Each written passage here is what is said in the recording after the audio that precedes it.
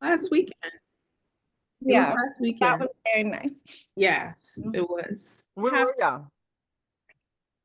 Say again? Where were y'all? Where did y'all meet each other? Oh, we were Brad had like a going away party. Oh, Brad was there too. Yeah. where's Brad going? He's gonna be away on a job in Europe for a while. Oh, wow. Yeah. Oh, that's so a long time. Yeah. Oh, okay. All right. Um, so everybody, let's get started. So Uh, I wanted to just first start off with just asking people about who's been to Africa, where have you traveled to, what were your experiences like with African people from the continent? Who wants to start? Go ahead, Lauren, Akeem, start. Lauren, Lauren's going to start. Go ahead, Lauren, you start because Lauren probably has the most diverse experiences with Africa. You That's my guess. are. That's true. Yeah.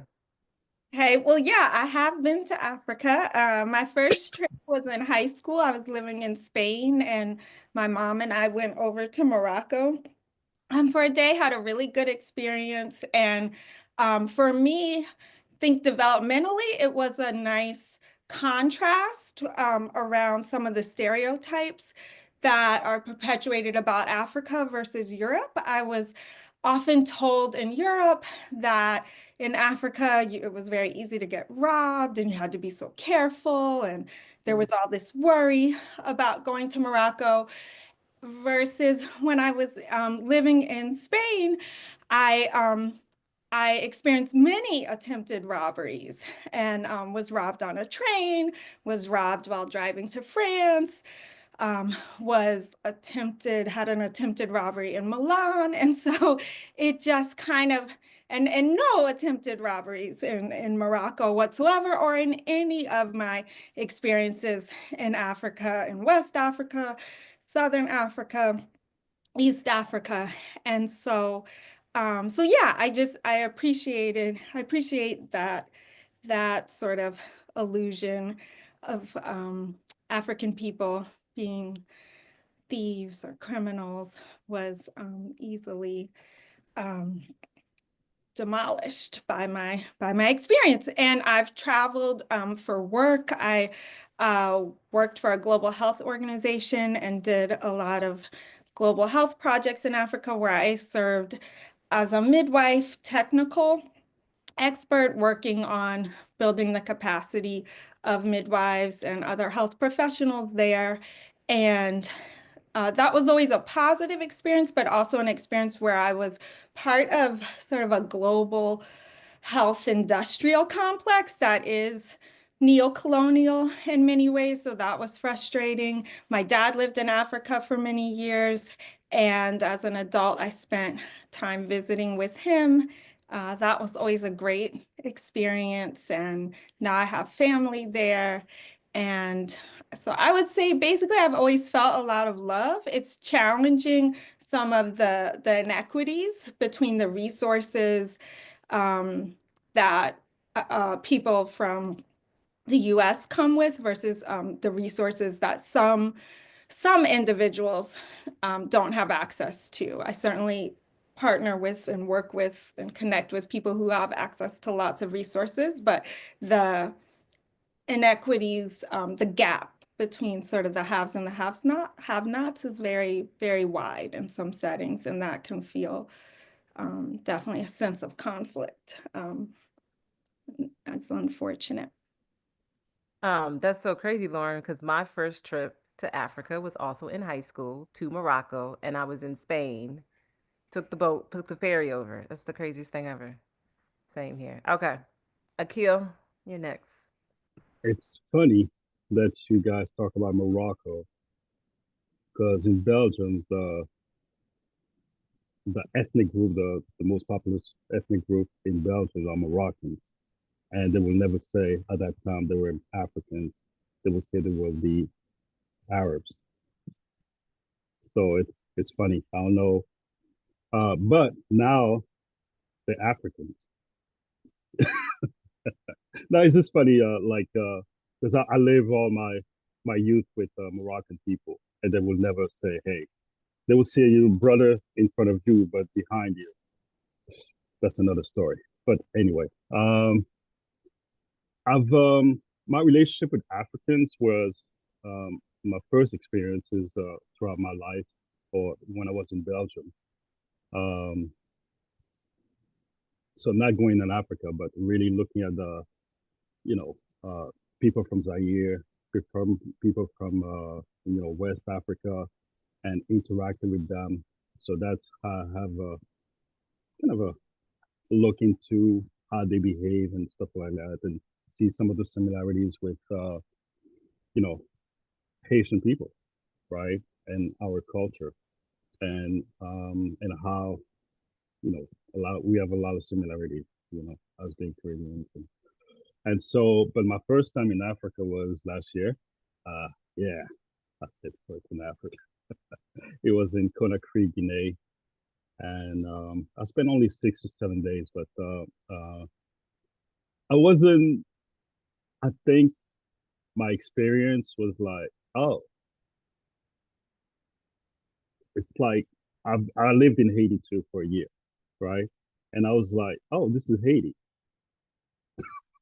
That's Port-au-Prince. I was like, it's as if you had all the symptoms of colonialism and slavery or whatever being in my face right there.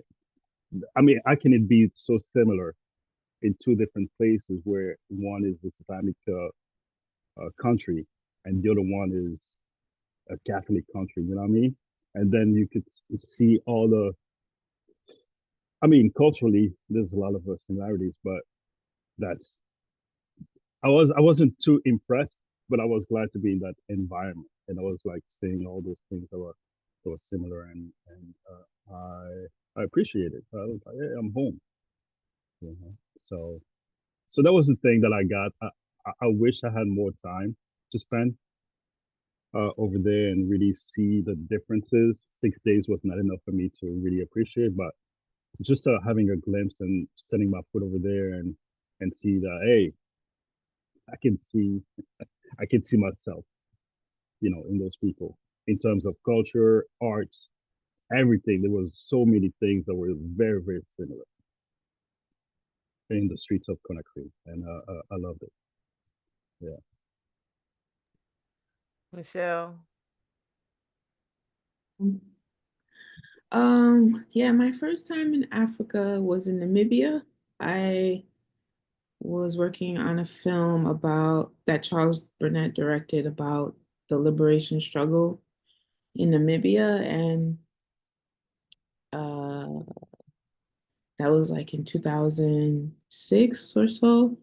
But yeah, same as Lauren. I guess, I had a lot of ideas about what Africa was going to be like, um, and Southern Africa. I think after having subsequently been to like West Africa, and I guess like sub-Saharan, which like Black Africa, Southern Africa seemed like Africa light. You know what I mean? Like South Africa felt like Miami sometimes, except for this sort of feeling that there was crime right underneath the surface, that like that people were always talking about, and the gated communities and all that. But Namibia was, I think, a very special experience for me because I got to be there for like 6, 7 months, and we got to see like so many different parts of the country because we were working on a film that was historical. And so, you know, um, and because it was like a German colony, you know what I mean? And I found it to be quite racist in the terms of like the classes were divided. The townships were very poor, like, like, yeah, like how I experienced Haiti growing up, people had very little, but then, you know, Germans and white people lived very, very well.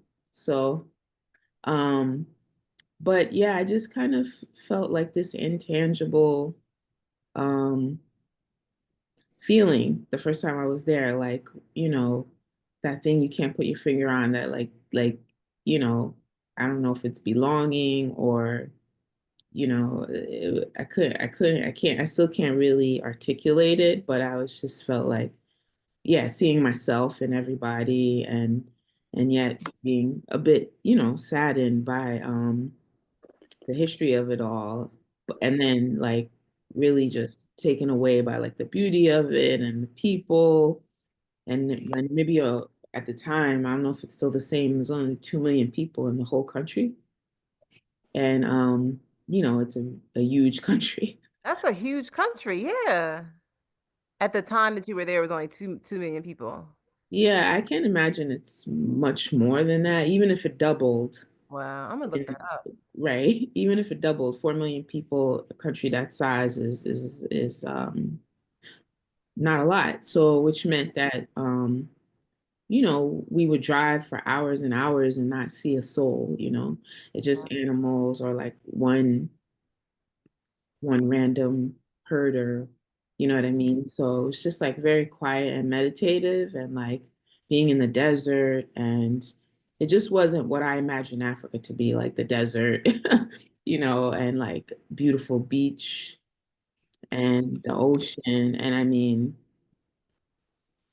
yeah, I don't know. I just remember being really like in awe of the whole experience. And the places that we got to shoot in, you know, these historical places. And then after that, sorry, we're supposed to just summarize our experience in Africa, yeah? Yeah. Yeah. Yeah. So yeah, since that was my first time. And then after that, you know, I spent some time in South Africa and then other country. And I found that my experiences in um like the Arabic, I get, for lack of a better word, excuse my ignorance, like Morocco, Mauritania, those places, I felt like less of a feeling of belonging and like not like just very separated, you know, like those experiences were more like with like the UN. So like, you know, it was always going to be like really off the beaten path, like really the most vulnerable kind of people that we were working with. So I found that like the tribalism was very heavy in those places, like in Mauritania. I experienced a lot of racism. Um, Morocco, I experienced a lot of racism. So um, yeah, I mean, that's kind of my experience. Like Nigeria, Ghana, Uganda, those places just felt like home. They felt like Haiti, you know. Um, Except that in Haiti, you know, I was just used to knowing what people were saying more, and in, you know, in other countries, it was less so. But um, I just think you know, Africa is just so diverse. You know, every place I've been to has been totally different experience. Yeah. Chad, you want to go next? I just have a question for Michelle. Did the movie ever get made? Yes, it's I can look it up, but it's based on the book where others wavered by Sam Nujoma, the first president of Namibia. So I think it's online somewhere. I'll look it up. Um but it wasn't like really widely released because sadly um the government, you know, was got involved and made it really difficult to release. Like there was kind of a conflict between, you know, Charles's interest and what they wanted to portray, and then also the legacy of Sam Nujoma and his people. So it became like one of those things where all those entities were battling.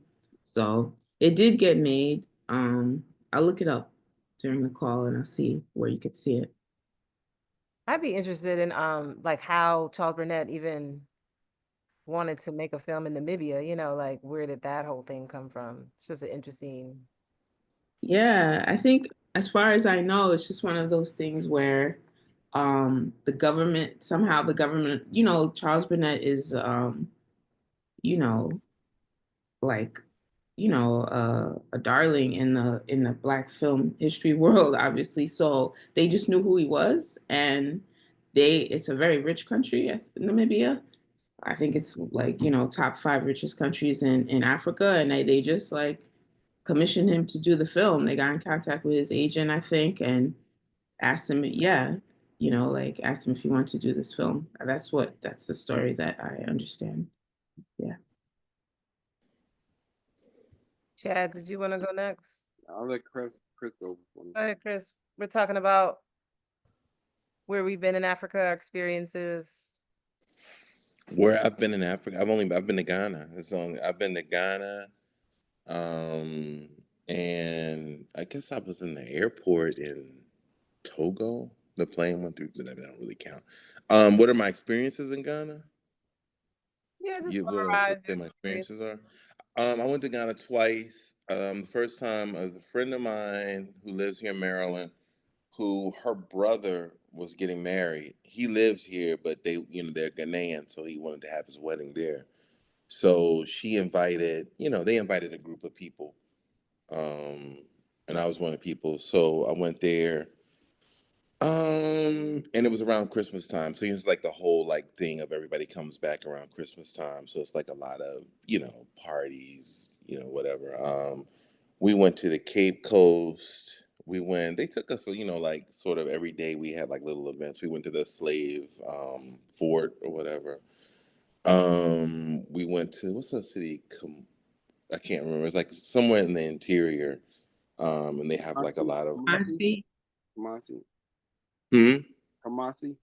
I think Kamasi was it. Yeah. Um, but most of the time we were in Accra.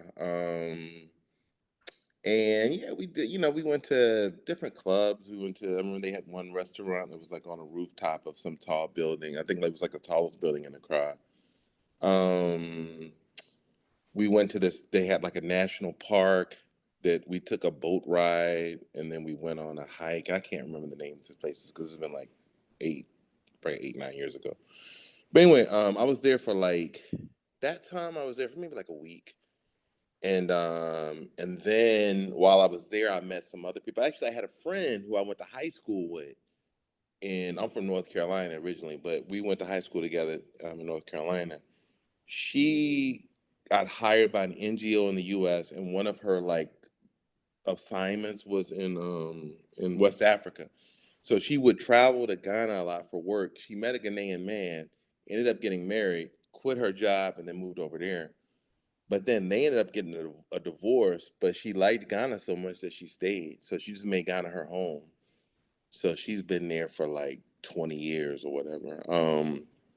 So so I briefly linked up with her one time, then another time I wasn't able to catch up with her. But anyway, what I do remember is there was like a community of there was a large number of Black American expats over there that kind of hung together. And it seemed like there was a lot of opportunity there.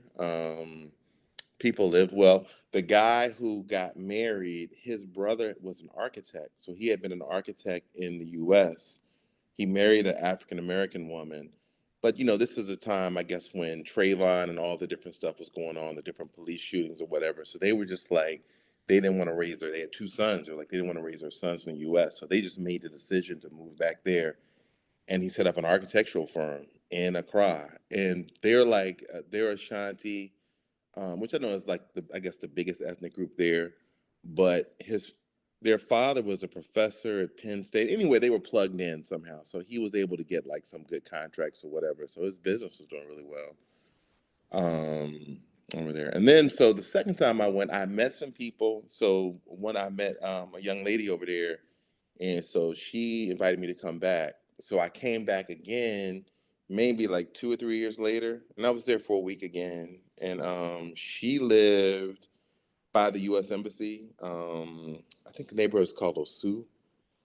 And so same thing, you know, we went to a lot of restaurants, clubs, you know, she was Gabonese, so she liked to go to French. They had a lot of French restaurants in Accra because I guess the next door is Ivory Coast or Cote d'Ivoire.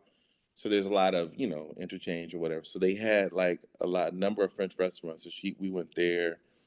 And then I remember the nightlife was just really, I mean, they had clubs there. They had like really nice clubs that was open to like 6 in the morning. They party like they they and I, you know, I was in my 40s, so I wasn't really about that life. But shoot, I was with her, so yeah, she was. So you know, every night we was coming in like 5, 6 o'clock.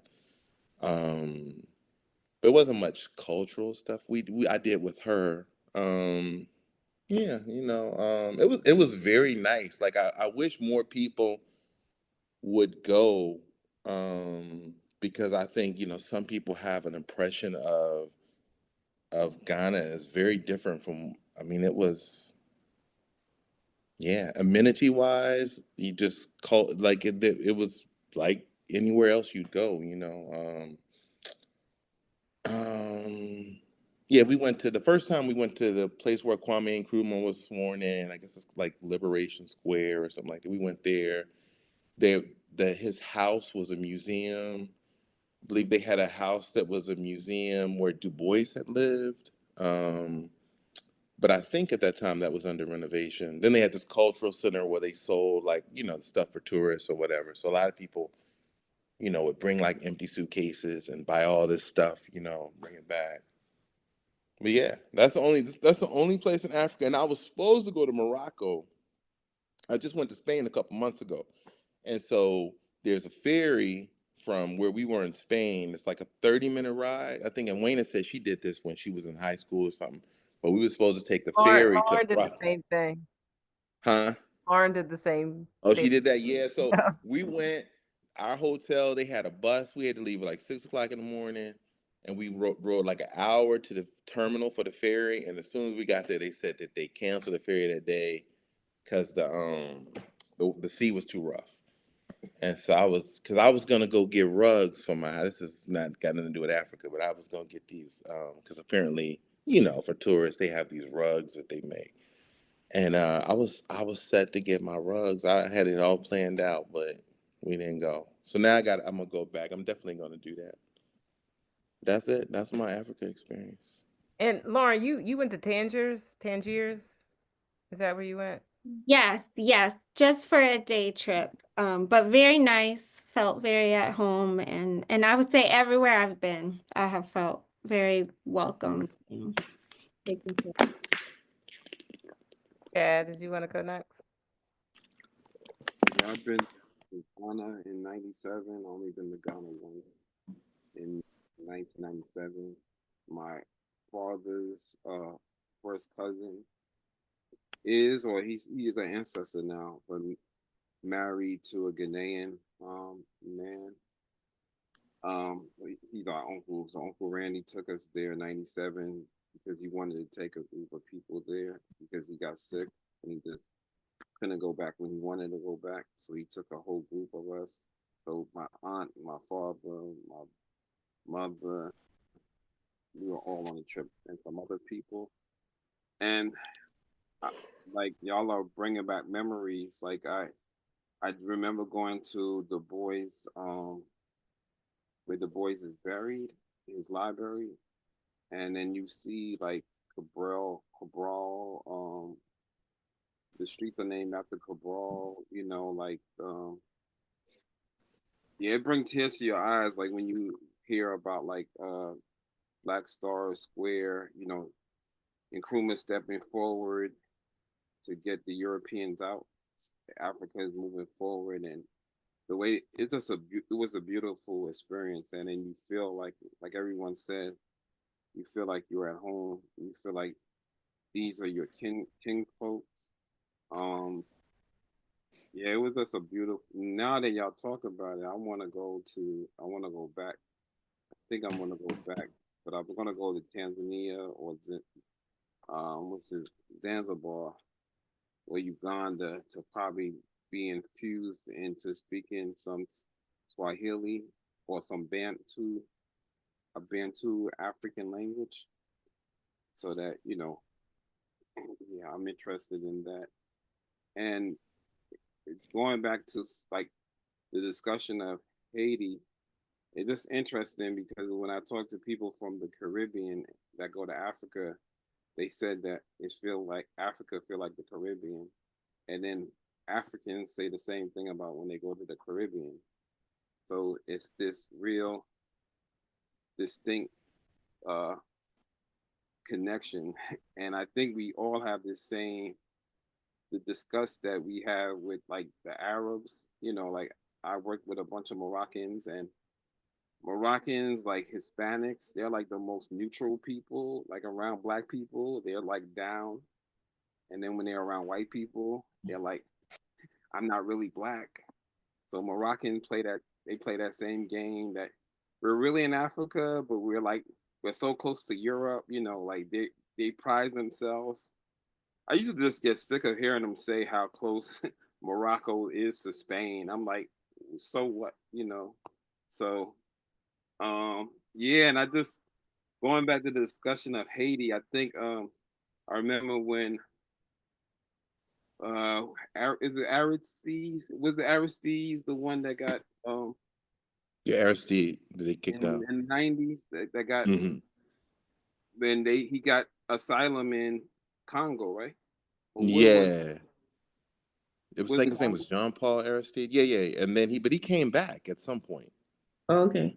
Yeah, it no, became the If we're talking about the same person, I don't know if we. Well, initially, where did he go? He went to Congo. I don't What know. African country? I think it was South Africa. I mean, It was South Africa. That's right. And in South Africa, he said that Haiti is an African republic, right? And he made a connection to um to Africa. And I really feel like the Haitians,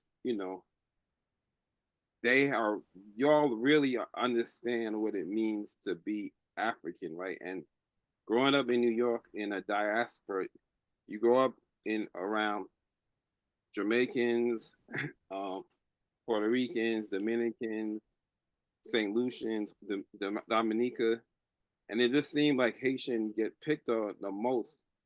And then now that when I get older, I realize they get picked on the most is because they're the most African, right? And they're the most uncompromised people in this hemisphere. And that, if we were educated as young people to be like, don't make fun of these people. these are the first Africans to stand up to European power in 1804. So I think that's real. I think it just really amazes me how like in our DNA how African we are, even though we don't act like we are. We try to play it down. So yeah, I'm going on a tangent, y'all. But yeah, I think that's my connection to Africa, and I think this is a wonderful project.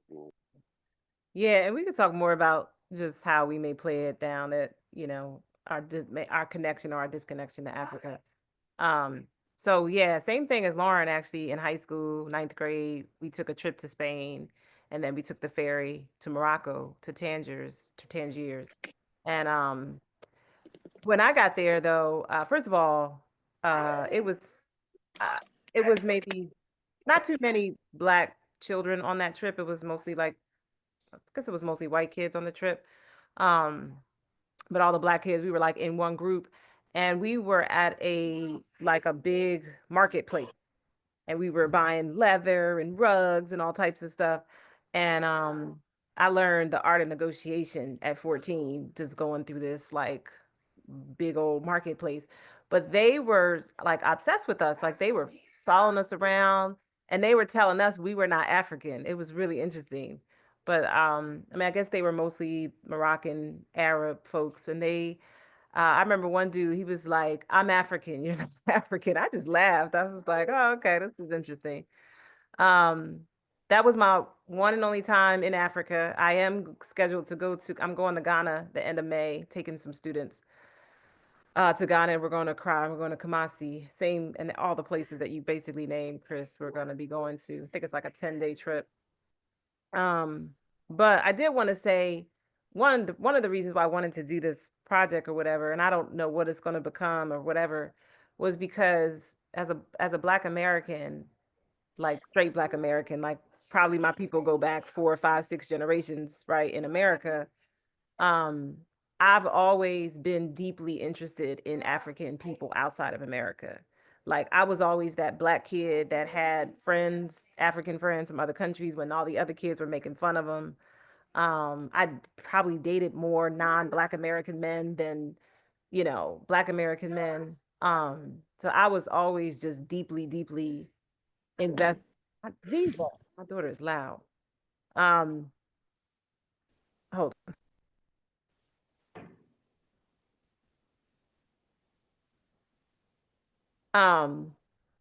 And like I had begged my parents for like the World Book encyclopedias or like National Geographic, because again, that was like my sort of entryway into darker people, Black people, African people. So I was obsessed with Africa, still am, for a very, very long time. Even when I lived in France, even when I was like in France and in Europe, I always connected with African people. I remember being on the train it was in Munich, in Germany, and there was this Black girl. She had these like box braids and this Kango hat and this Adidas get up suit. And I was like, this girl is Black American, I know it. But she started speaking German, and we kind of looked at each other and gave each other little head nods or whatever. But that's always been like my experience, like just always wanting to connect with Black people outside of America. I think me and you, Akil, I think that's why we became good friends. Like I met this Black dude at Howard who was from Belgium and was speaking French, and I'm like, what? This is crazy. And Akil used to help me write my French essays, and I used to look at his English essays. We used to be up late at night. Akil used to be bringing me his essays late at night. I was mad at him, like 10, 11 o'clock at night. That's how I passed that English class. That's how he passed English, and that's how I was passing my French classes. Yeah. Oh, what were you gonna say, Chad? Go ahead. You got your hand up. Yeah, I just had another quick comment is that when I went to Ghana, when I went to Nkrumah Circle, I saw that Shabba Ranks left a wreath there for the boys, and I was just blown away by like the connection. And I would say of all people, Shabba Ranks, is been to Ghana, and he like is bigging up the boys. And I was like, another antidote is that today Marcus Garvey got pardoned by the United States government by Biden. So I think it's so poignant that we are having this discussion on this day. So catch him in the whirlwind. We have to give Garvey, give us some positive energy to Garvey for being pardoned by the United States government. Something that your boy Obama did not do. Yeah, that's a good connection, Chad. Yeah, that's so true.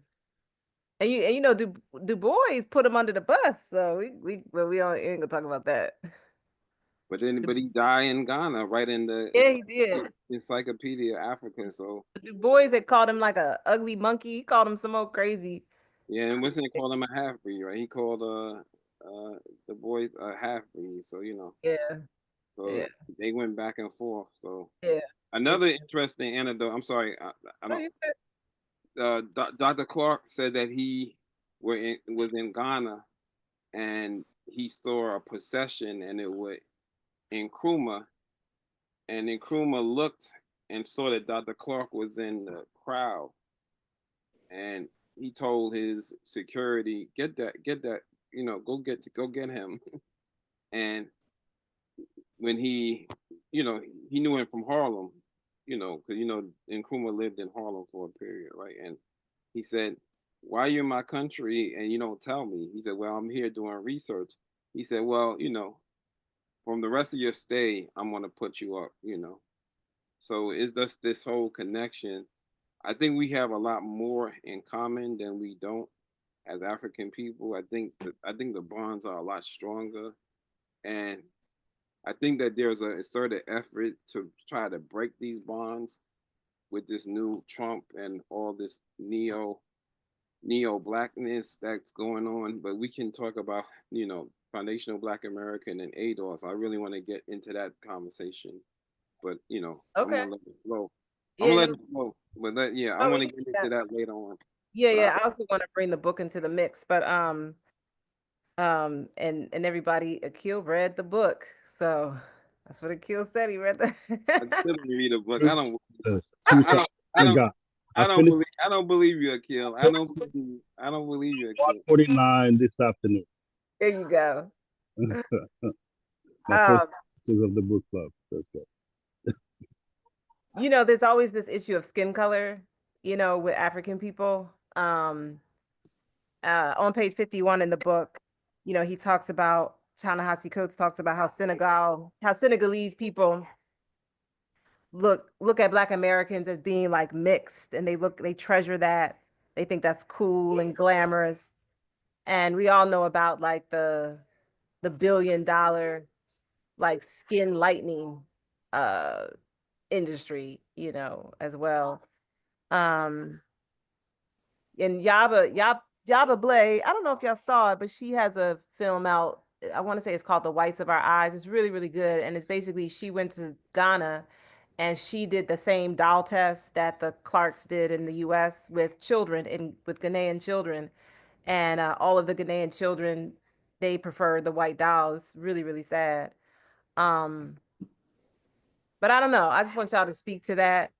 And maybe even just how we can solve that issue of just lighter skin being more valued over darker skin, and Black people, particularly African people, because I don't think the skin lightening thing is as strong in America, but it's definitely very strong outside of America among African people. In Africa, it's a real problem. Skin discoloration. I remember growing up. I mean, we talk about the 80s in Belgium, and people from Congo or Zaire. They had a habit of they were not using. They didn't have skin. How do we call it? Lotion at that time, so they would use Clorox to bleach their skin. And so after, so they will use Clorox well. So after a certain period of time, you will see dark patches in their faces. And you were like, how come you have all those things? And it would be Black men and women.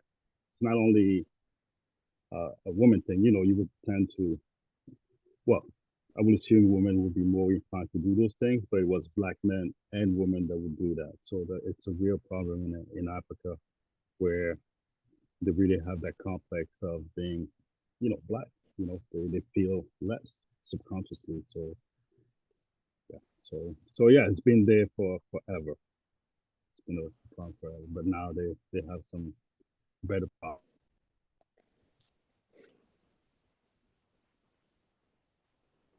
Go, Chris. You look like you smiling. You want to say something? No. I mean, I don't. What's the question? So I spent skin bleaching in Africa, particularly, or Yeah, and also like I don't know, like how can we solve that problem? How can African people solve that problem of like, I mean, African people are mutilating their skin to look lighter. it's crazy. I mean, Yeah. Sammy Sosa. I mean, the baseball player. Like as soon as he retired, I mean, he got like 7 shades lighter. It's crazy. I guess he waited till he stopped playing. But and when I told you my friend, her mother did that, and I saw a picture of her, Can you and talk it about Serena? doesn't look natural, huh? Can you talk about Serena? Did Serena bleach her skin? Serena, yeah, she did She bleach her. might as well. Serena bleached her skin too. Oh, She I'm not just did.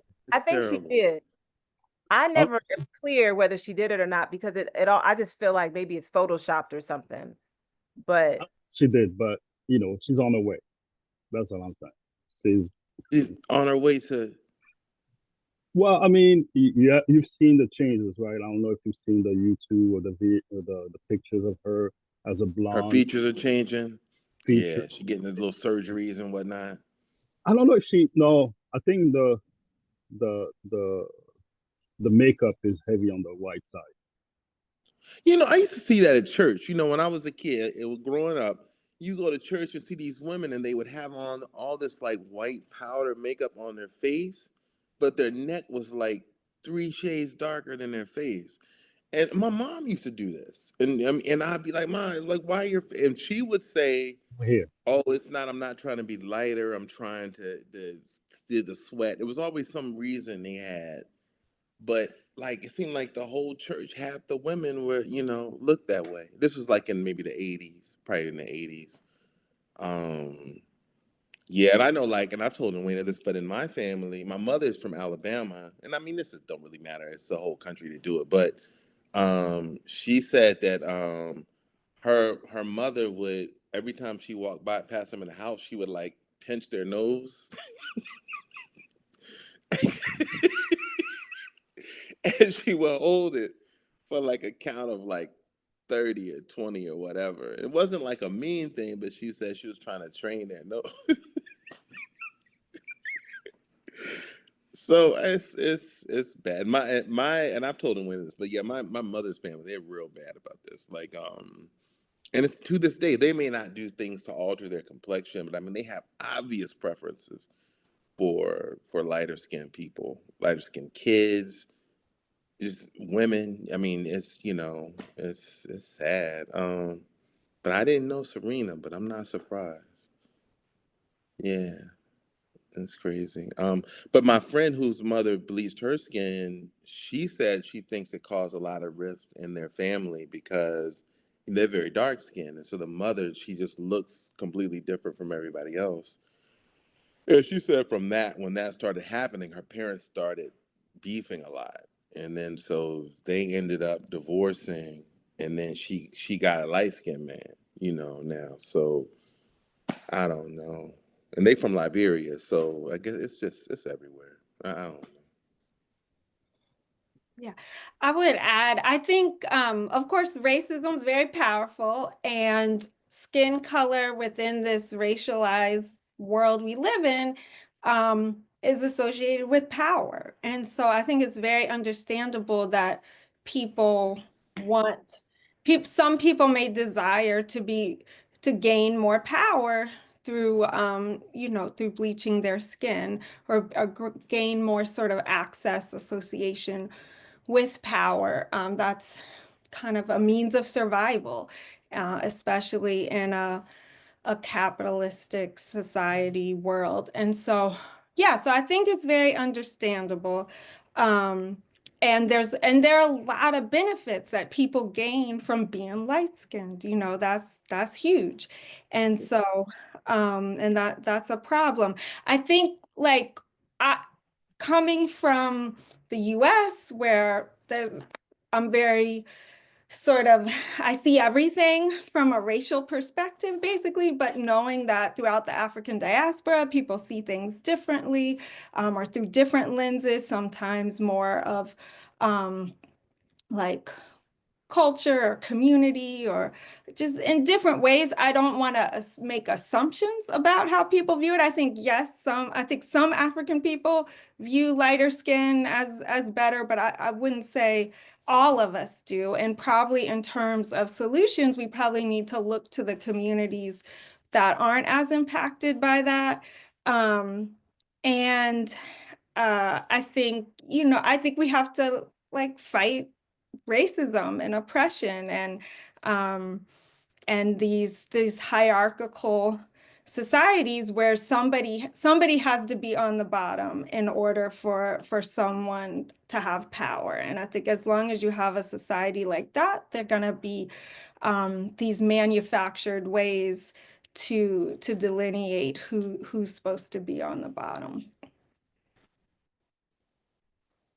Oh, go ahead, Chad. No, I think the words of the great Kwame Ture comes into my head, and I'm gonna veggie back on what Lauren said. Just the concept of like if we make a analysis and we don't put oppression in that analysis, we're saying, well, black people hate ourselves. Do we really hate ourselves, or is like Lauren put it, is a assimilation? And I think like I asked my father. My father said he has an uncle who was lived in New Jersey and was a bus driver, but he was passing, so he like y'all gotta go. Like what? How did that? What kind of ism is that to for him to feel like he had to get rid of his family just to assimilate into a society? And how does that make the family who's quote unquote left behind uh feel? And yeah, I just wanted to really highlight that. And another thing, it's not just black people. Indians also use bleaching cream as well. And yeah, and I just think, yeah, it just baffles me when you see these beautiful black people with their skin and how they look before and how they look after. It blotches their skin. It's really, they can't go in the sun anymore. I think probably takes a layer off of their skin. So it's so much that it go into what we feel, how we assimilate to white society. So I think, again, I also popped in the head. There's uh, a activist. His name was Alambe Brath, and he was popular. And he came up in the 50s, and he said that there was a conscious effort to get brothers from not wearing perms. Like what they would do in Harlem, they would like see brothers, getting their hair done, and they'd be like, they were ridicule brothers, like, what you do getting your hair done? What kind of man wear perms? And so that you see the Black is Beautiful movement, but it was a conscious effort that people put in place by ridiculing. And even James Brown had an afro, right? And they said they pressured James Brown, because if you listen to Say It Loud, I'm Black and I'm Proud, James Brown doesn't say it. He doesn't say it in the song. He said say it loud, and the chorus say I'm Black and I'm Proud. And they the same brothers, they were at the in the Apollo, and they stepped to him and they're like, what's up with that? So what I'm saying to that is that if we want our culture to change as Black folks, we have to create a cultural revolution where Black is beautiful, where we accept Blackness. And also to sisters, we have to have what the Crown Act. Like, we as a people have to have legislature to wear our hair natural. That's how crazy capitalism and white supremacy and white assimilation is. And it's always some shit that we get among our people, right? So Black people, we start fighting, and brothers ridicule sisters for the way they wear their hair, however they wear their hair, right? But it's the same system that won't give the sister a job, or they won't let her advance because she has braids or wear her hair natural. So why don't we address the elephant in the room, and that's white supremacy, white domination, white terrorism. So. Um, I wanted to piggyback on something you said, Chad, but then Lauren has said something about, you said something about those communities that sort of do embrace Blackness, I think, or something like that. Years ago, I knew this Ethiopian guy, and he said, he was like, in Ethiopia, if you are not as dark as a raisin, you are not considered to be beautiful, And I thought that was like fascinating, because where else in the world you know, do they look at darker skinned people as more beautiful than lighter skinned people? But he was like, yeah, he was you're actually um he's something like I know in Spanish in the DR it's a saying, it's called La Raza. It's, I don't know what it is, but it's basically like you are improving your bloodline when you marry a lighter skinned person. And like among Black Dominicans, like it's like a term that they use. But he said in Ethiopia, it's the total opposite. He said you're actually improving your bloodline the darker the person that you marry and have children with, you know. And then, yeah, I think I agree with Chad. Like we had a Black is Beautiful movement. And that movement was not only in America, it was also in parts of West Africa, particularly. They also like wore dashikis and wore afros. Brazil too. Huh? Would you say, Chad? Brazil too. Brazil Yeah. too. And Brazil. it's Brazil too. right. And it's like the same cultural movement of like weaves and and the sexy reds. I think that's what we need. Like we need a very similar cultural movement. And I know Chris used to always say like um the Nation of Islam, they made the men who were in power in the Nation of Islam to marry darker skinned women because they were trying to put darker skinned women on a pedestal because they knew if they had all these men in power marrying lighter skinned women, that it would make it seem like the lighter skinned women were more beautiful than the darker skinned women. So that's why you see like Malcolm X had a darker skinned wife. Um, yeah. Michelle, you were gonna say something else. Sorry, yeah, I was trying to see if it would recognize, it didn't do it, my hand. But anyway, uh, yeah, no, I was just gonna speak to what Lauren and Raina said about like the advantages. Like, I think that's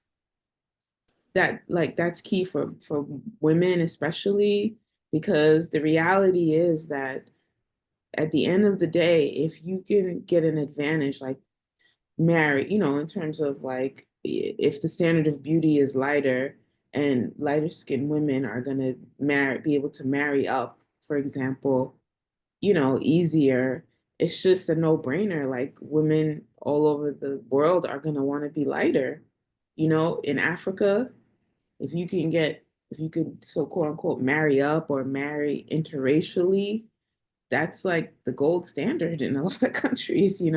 So I think that is something that has to be really changed. And also, um, yeah, this whole thing that, there is a wave of like thinking of, okay, now very dark women are considered beautiful. And it just, it's almost as insidious for me, in my opinion, because it's just the eroticizing the Black woman, period.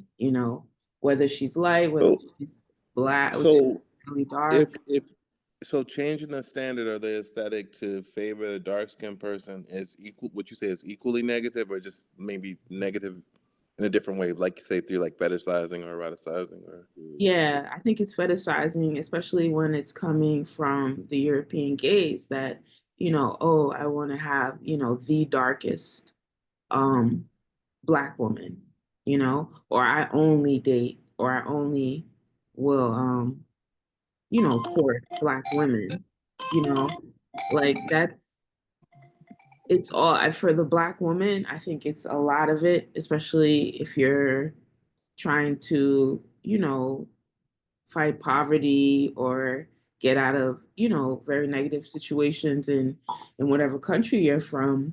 People are just trying to, yeah, improve their situation. And most of the time that means marrying, somebody who can help you, period.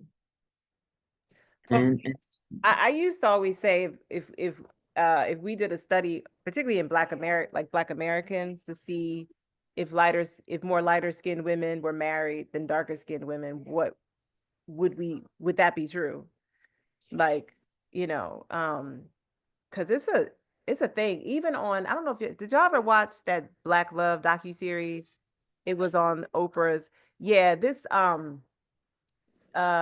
don't know who it was, but it was either on Twitter or Instagram, but somebody had shouted out the fact that she was like, all of the women on there who are married are very light skinned or look racially ambiguous.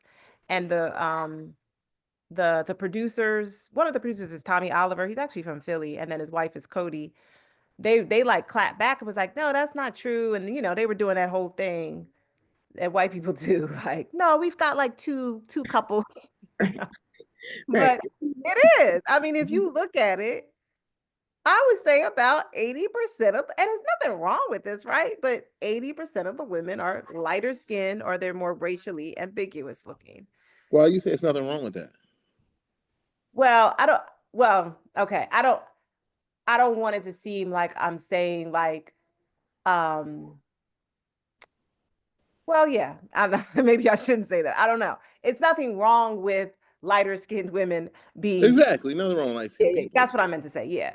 But what was problematic was just how they were so in denial. And the wife, who's one of the producers, is also a lighter skinned woman with, you know. So yeah, it's like it's amazing how Black people want to deny it, I guess is what I'm so like still surprised at. Is, I mean, we still live in a culture where Black people, when a baby is born, they check the back of their ears. Mm-hmm. and then get mad at the British royal family and the for texture they hear too. what the baby is. Right, get mad at the British royal family for the same asking thing what's we the do. complexion of the child. Like, this is insanity. All right, Chad and then Lauren.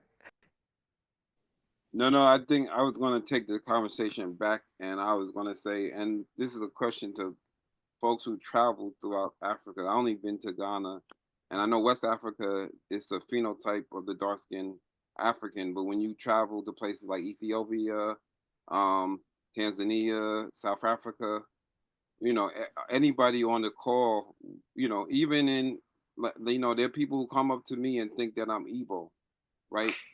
So in Africa, there are people who look like us that are not mixed. So it's this whole idea that, you know, African people, because, you know, and, you know, some of us are mixed, but, you know, our admixture, you know, like in my family, our admixture was not, it was a result of rape, right? It wasn't a result of, sexual relationship. It was rape, you know, it's documented in my family, right? So I say that to say that, you know, what do we do? Like, why do we argue over percentage and how Black someone is or how Black someone isn't, when in the United States, since the turn of the century, it's been the one drop, or since racial, it's always been the one drop rule, you know. But when you go to Brazil and other places, especially in, and I think that's the conflict that we have with our Hispanic brothers and sisters, because their racial understanding is opposite, right? It's how much white you have in you. So I say all this to say that how do we get around it, and how do we, you know, like I had an interesting conflict years ago when I worked with some Africans overnight at Whole Foods, and they'd be like, "You're not African." I said, "I am African." You know, he said, "You're not African." You know, where do you come from? You know, they were doing, you know, because I'm mixed, or that, you know, I was born here, my ancestors were here. But after Katrina, and them seeing how Black people were treated as second class citizens in the United States, the same brother was like, "Yeah, y'all are Black." You know, that was a wake up call for them. So I want to steer the conversation and to say, how do we say, you know, Malcolm said, you know, what did Malcolm say? Because the kid in the are in an oven doesn't make them biscuits. You know, we're African people. You know, just because we've been exiled for 400 years, that don't make us less Africans than Africans that are born on a continent. So that's mine. Yeah, I agree with all that. And I think one thing too is we're in such a racialized system that white people do the same things. I've been with plenty of white people. When they have a baby, they're looking at the complexion. Are they fair? Are they olive? Are they a little browner? They care about all that too. And it trickles down to us, of course, but I think we have to create a different way of seeing ourselves. And like Chad was saying, depending on, because race is a political, social characteristic, concept, wherever you go, it can be different. But at the end of the day, there's a lot of dehumanization around skin color. I like to think that Malcolm X loved Betty Shabazz because of who she was, not because of her skin color. And it's, yeah, so I think we have to come up with our own way of seeing ourselves and loving ourselves. And at the end of the day, that has to go hand in hand with addressing oppression. And to Michelle's point about just how real it is, I think about I have colleagues in Africa who have biracial children. Have had children with white folks, and it's like having those children, just going anywhere with those children totally changes how people see them and their experience. They're not just a regular person from their country anymore, and it's very problematic that is the case, and that's what we have to fix. I think oh, was it my turn or somebody else? No, you can go ahead. I just want to say something that Lauren said, but go ahead. Oh, go ahead. No, I just wondered, Lauren had mentioned that white people do those same things when their children are born. I just wonder though, if like, do white people ever, when Black children are growing up, they tease each other, you so Black, we got all sorts of like jokes. I just always wondered, white people, you so pale, you so white, or you so olive? Because I know this stuff exists. Like I know it exists in Hispanic communities, colorism. I know it exists in other Asian communities. I had a student from the Philippines. The skin lightening is in India, it's in the Philippines, it's in Thailand, it's all over. It's in Brazil, it's all over. I just wonder though, if white, I just don't know if white people obsess over whiteness to how. And I mean, to your point, not only do they obsess over whiteness, but are they proud to have non-European blood? Because exactly. African people are specifically proud to have European blood. And I don't think I mean, I know like where I grew up, like, if you tell a white kid like a joke, like they're good at basketball, like maybe they got a Black ancestor or whatever, I mean, they would get mad about it. They didn't know, like they didn't want, no, they was like, no, we just good at basketball. We ain't got none of y'all in us.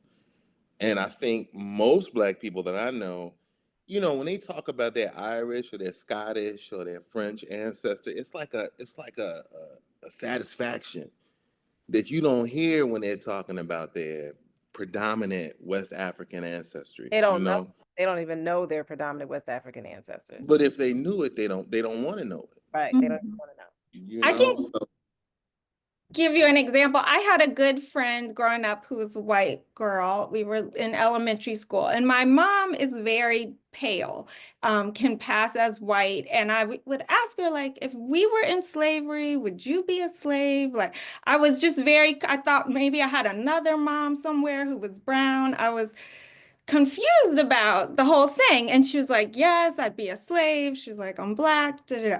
And so then I thought, okay, white people can be Black. And I told my friend, I was like, you can be Black.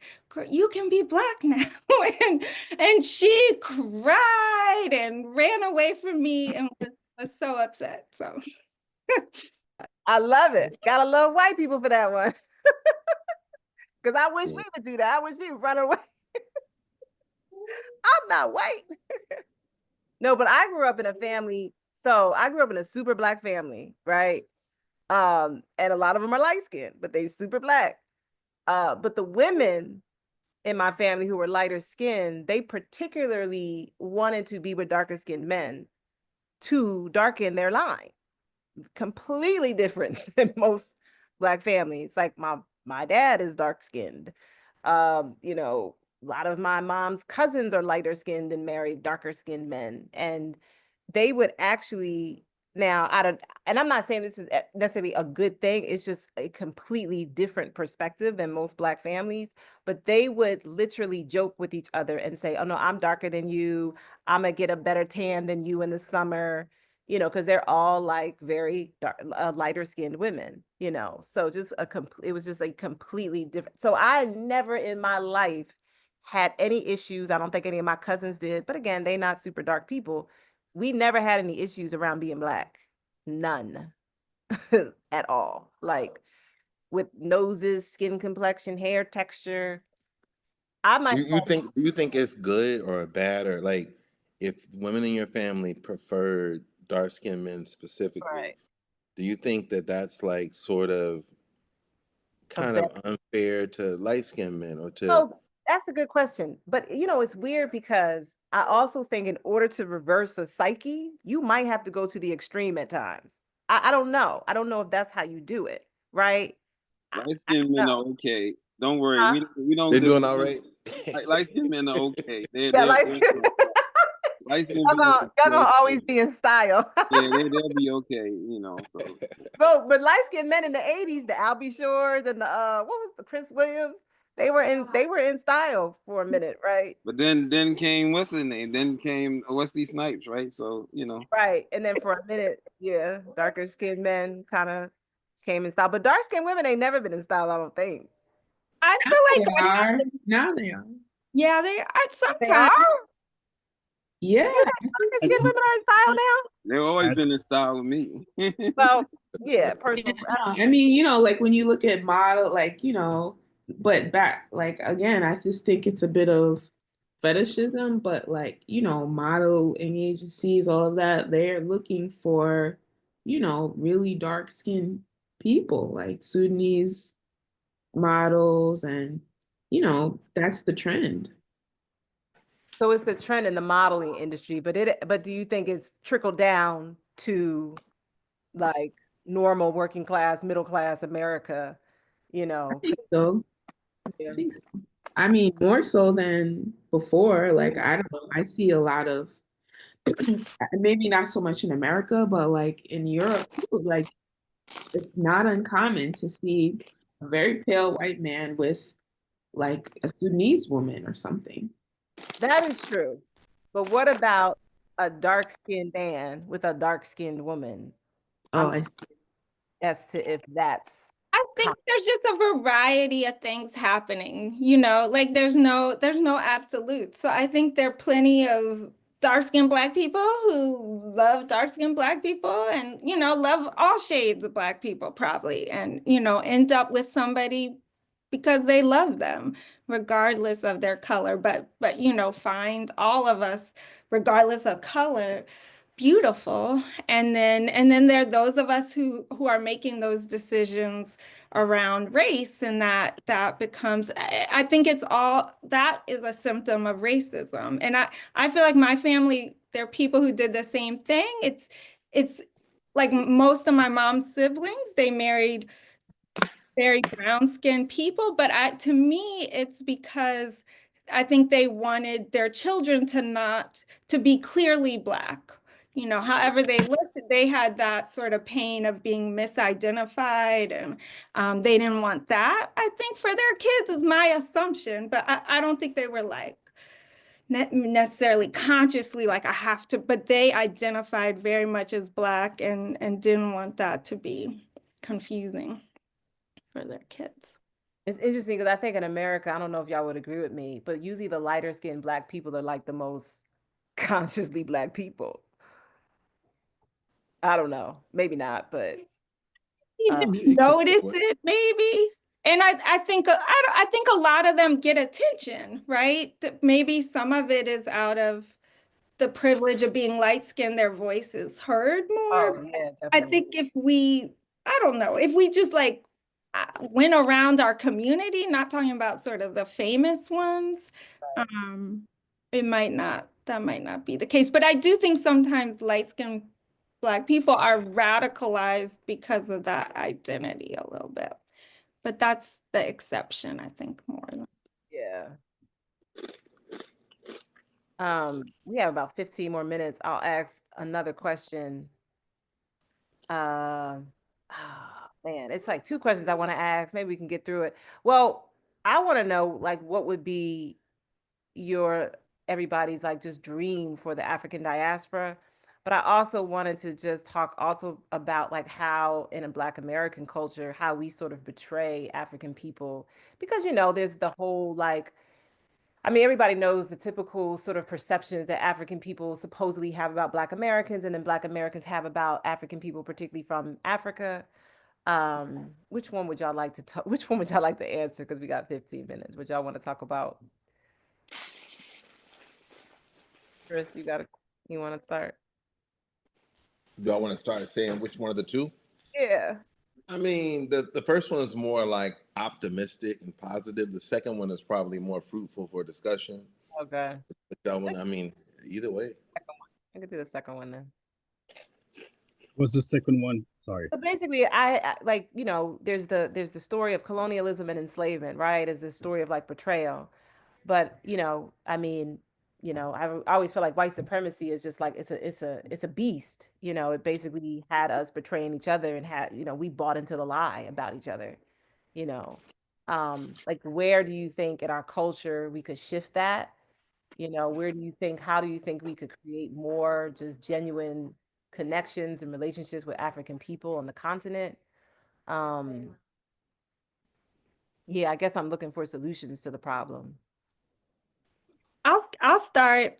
If I think one of our risks is that, and this I think it's connected to this book a little bit in the way that you can see this sort of Jewish state as on the one side being maybe well-intentioned and even seen by Ta Nehesi as a model at one point, but then being, extremely problematic.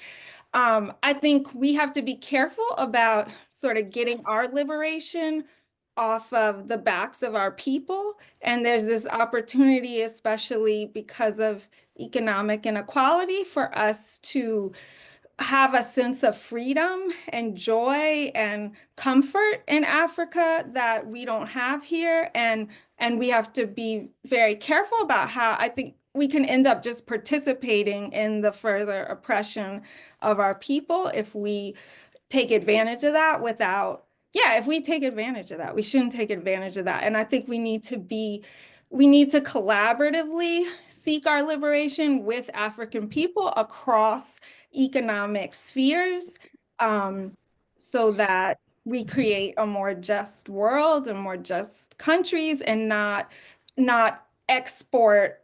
We need to not see our liberation as living like Americans. We have to really rethink how do we live collectively as an African people in a way that supports all of us. I like that answer. I like the part about not seeing our liberation as, like you said, as an American sort of thing. Yeah, I like that. Yeah, I see that in Ghana, like, because you have this large community of expats from the US and the UK, but you have to be really careful with that because at the end of the day, I mean, yeah, we're all African, but that's more specifically and more immediately their country. And you're coming in, I mean, I get the point that we're all African, but you're also coming in another sense to somebody else's country and culture.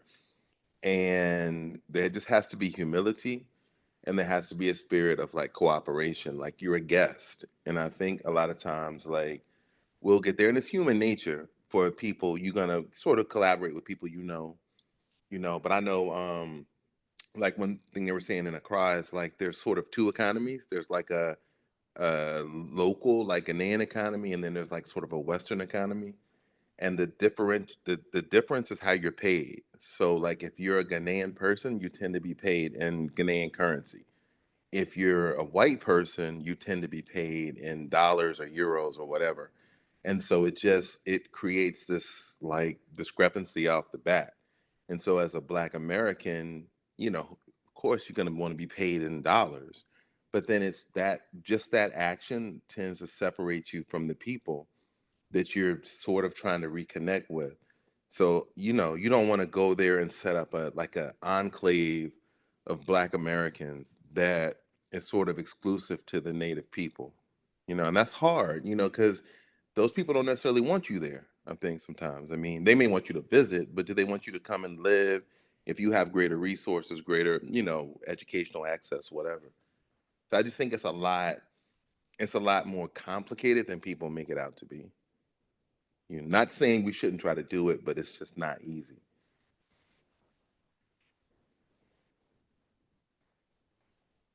Akil, you next. You don't know how to edit, right? No, so please be very careful. I do not know how to edit. I'll pass. Okay. We will after we're done, you could tell me because I'm interested in what you got to say. Michelle, you got anything to say? Well, just keep it in line with what Lauren and Chris said. I mean, I think that's key. I think that, you know, it is kind of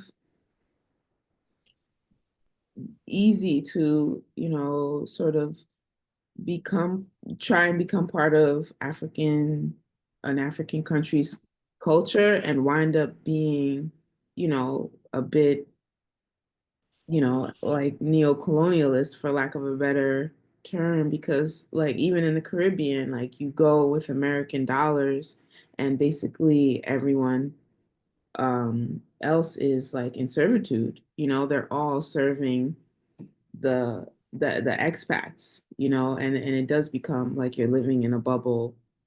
And you know, like this happens time and time again with expats who are in the UN or who are diplomats, you know what I mean? So I think that like with any relationship, it's about merging and being in cooperation and sharing resources and not being you know, in a mindset that you're going to keep all your resources for yourself, and you know, there's no like, for lack of a better term, like, you know, there's no like prenup to this, you know. You go into it to share equally your resources. I think is how we can um less betray, you know, Africans if we go. Chad. I think Emar sent me a quote that said something to the destruction of the American Negro. So I think the fact that we let's go back to Adolf, let's go back to even this conversation, even the language of saying Black Americans. I think once we start saying that we're African people and that we see ourselves like with no borders, you know, like, and even, you know, there was no betrayal of African people to African Americans or Africans in the diaspora when you say that we sold ourselves into slavery.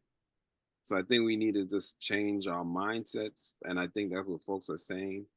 Um, and like Chris, Lauren, and Michelle said, it's tricky, but I will say that if we really want to live in Africa, um, maybe we say we want to live there because the weather and not because the condition is better.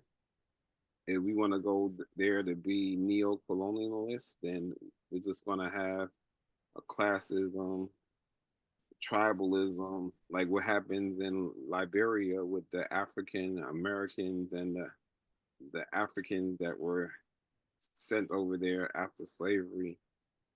So I would say that to solve the problem, it can be solved, but we have to educate ourselves and we have to acculturate ourselves into a new culture, both Africans and us Africans in the diaspora, to really wrestle and really wrestle with this idea of, you know, the fact that folks walk around saying that I'm a Black American, you know, and that I have ties to this land, it's problematic, you know.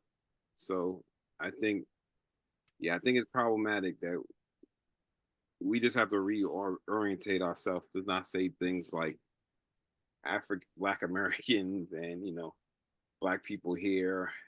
If we just say we're Africans, period, that would reorientate our brains to start doing the work. And like Chris said, it's going to be a struggle. It's not going to be.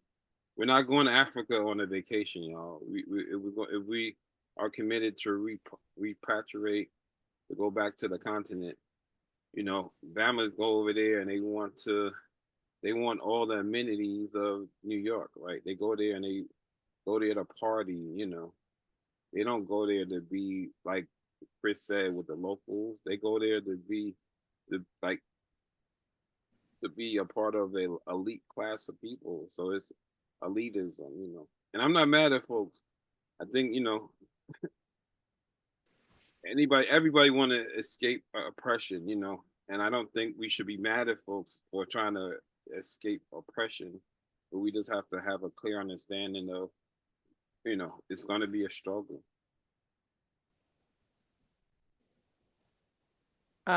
Yeah, and I agree with everybody. I think also like you know, it's what's going on in Ghana with a lot of Black Americans getting citizenship is a little scary for me, especially because if you like supposedly like Yandy and Mendices got citizenship from Ghana.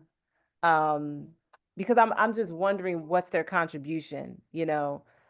I'm only going to Africa to like contribute. It's like, how are we going to contribute? How are we going to build these economies? How are we going to use American resources to, you know, to build these economies or whatever?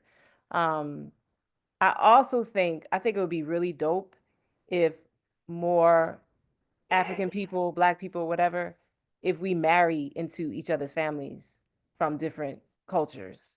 I think those create just unbelievable bonds and opportunities to break down and dismantle stereotypes and perceptions that we have about each other. I also think we need to like just do really simple things like watch movies from Africa. You know, yeah. And that could maybe be problematic as well, but it's just interesting how a lot of Black Americans are just not interested in anything on the continent, you know, not interested in going there, visiting there, watching a movie from there. Yeah, nothing. I mean, I know, Chris, you say like people in your family, you talk to them about going to Africa and they just kind of like deflect, you know. Change the subject. Yeah, What about France? So yeah, in Wayne, fascinating. you just said something, and all right, go ahead, finish what you're Oh, saying. no. Go ahead. I'm good. I mean, so Yandy and Medici, they decided to go to Africa and get citizenship. That's a step in the right direction for that demographic of folks. So why do you question that? Because you know there's Black people I who don't know them. I just am hoping. I'm just hoping that we go over there and we're contributing. That's all. I just don't know what's going on. That's all. That's just my hope. I know that many times Americans, not just Black Americans, anytime Americans go anywhere, we bring America with us.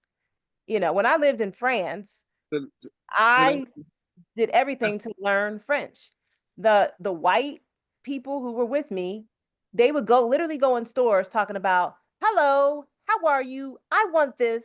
You know, and French people looked at them like they were crazy. Like you're not even trying to learn the language. And that's just an American thing, not just a Black American thing. It's just an American thing for us to go. We go all over the world with our money and we try to insert Americanism into everywhere we go.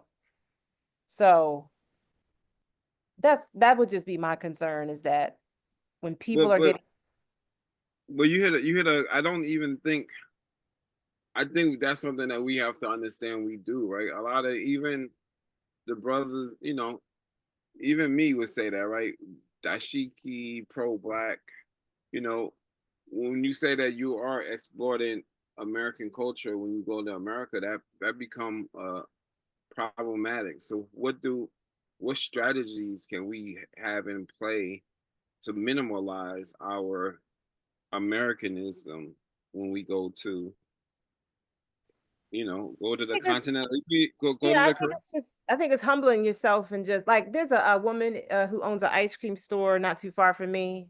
She's from Ghana, and I go there and I talk to her all the time. And I'm always talking to her about like, what type of businesses does Ghana need? And she said, Ghana needs more internet cafes. That's what she said, you know.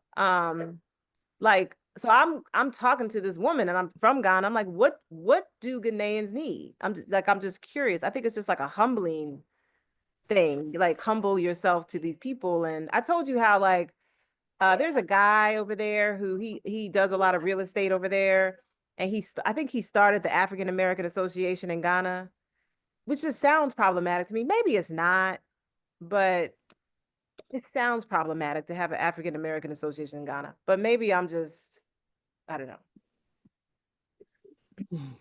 I don't know. I think on the other side of the coin too, I know we're running out of time, is there's one thing that I think we do have to be aware of, that what we're bringing with us when we go to the continent. But on the other side of the coin, like, a lot of people, a lot of Africans are attracted to whatever we're bringing to the table. You know what I mean? And want to be a part of it. Maybe, again, because poverty is real, and people are trying to better their situation. So I think that's like, it has to be part of the discussion too, because it's really hard to go somewhere, and there is a power dynamic, whether um no matter what you do, even if you go and you live as a local, you go to a small village, the fact that you're from Europe or from America, there's a power dynamic because you have somewhere else that you can go, you know? And so, like, what do we do about that is what I often think about. Chad, you'll have the last words. Who was the brother that did 10 years? Jamaican brother did 10 years for drug possession. Rasta, tall, skinny. What's his name? Buju said. Buju made a good point, and in the point he said he did it on Drink Champs, but he was clapping back on. He was saying reggae. He said, "How can a little island like Jamaica produce so much music as uplifting to Jamaica to Africa, and then when you have Burna Boy talking about look at Burna Boy with gold change on get chains on, and he's in front of a Benz, so I don't know. I think we also have this what's the word, chauvinism, that Africans on the continent are more African than we are. They are as a colonial as we are, and that we have to see again. There are no borders, so that's what I would say. That when we start seeing ourselves as one African people, truly one people, and it's going to take a while. I think that was the solution, opposed to feeling like, oh, because I'm born in Africa, and that my ancestors weren't enslaved. I'm more African than you are. That's bullshit, so. Yeah, there was a photographer. I'll say this last thing. I can't remember his name, but I saw the exhibit in DC when I was at Howard, and he did all these photographs. He had taken all these photographs all over the world of all Black people in like very similar settings. So he had a photograph of Black women in a hair salon, and Black men in a barbershop, and Black people on the steps doing double dutch. And you didn't know.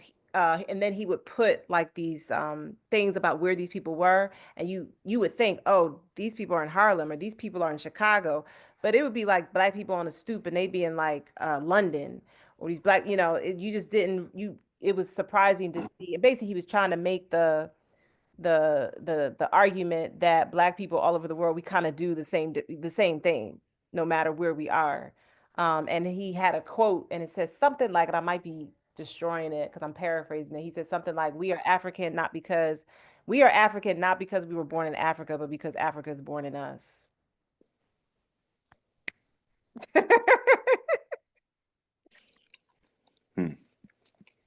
Is it good?